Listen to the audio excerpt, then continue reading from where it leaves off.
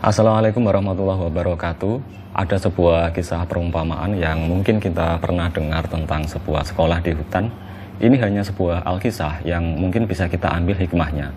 Cerita ini mungkin cocok digunakan dalam pembelajaran karakter, penguatan minat dan bakat, maupun sebagai refleksi dalam dunia pendidikan yang manusiawi dan berkeadilan. Alkisah: di sebuah hutan yang damai, berdirilah sebuah sekolah unik. Sekolah ini tak biasa, murid-muridnya adalah hewan-hewan dari berbagai jenis. Di antara mereka ada 3 murid yang terkenal, bangau, kucing, dan elang. Bangau dikenal sangat ahli dalam berdiri dan berjalan di air dangkal, serta memancing ikan dengan paruhnya yang panjang.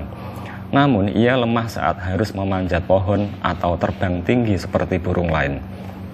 Kucing lincah luar biasa, ia cepat, bisa melompat tinggi, dan sangat cekatan saat menangkap mangsa kecil, tapi ia tak bisa terbang dan merasa kesulitan saat pelajaran berenang.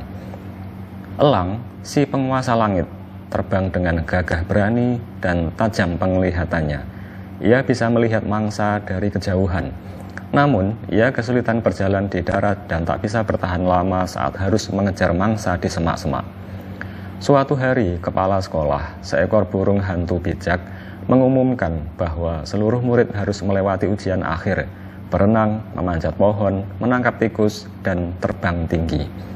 Bangau unggul di air tapi gagal saat harus memanjat.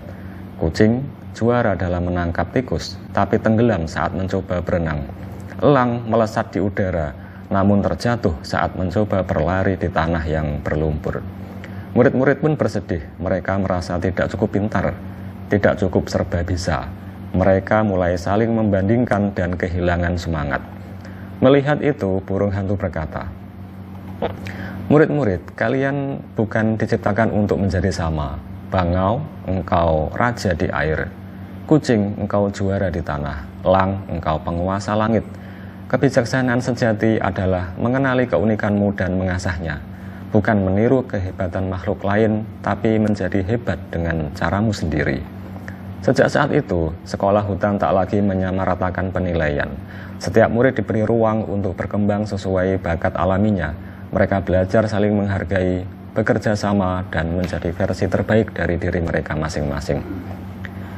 Hikmah dari alkisah ini: pertama, setiap individu memiliki kelebihan dan kekurangan.